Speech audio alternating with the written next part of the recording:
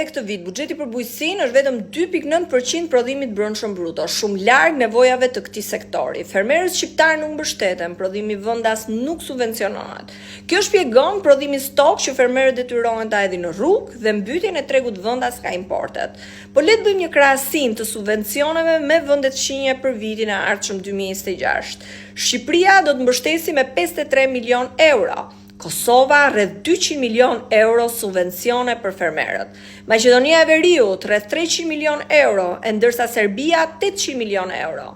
Ky krahasim mjafton për të kuptuar sa larg jemi me mbështetjen për fermerët dhe bujqësinë. Ndërkohë, korrupsioni qeveritar u ka hequr fermerëve shqiptar edhe mundësinë për të përfituar nga fondet e IPARD, plot 112 milion euro, pasi ato janë ende të bllokuara nga Bashkimi Evropian. Gjithashtu, skandalet me sigurinë ushqimore nuk kanë të ndalur. Vetëm pak muaj më parë, 10 ton mandarina u kthyen nga Kroacia për shkak të nivelit të lartë të pesticideve. Nga ana tjetër, së fundmi në Elbasan u bllokuan 50 ton misër me alfa-toksin.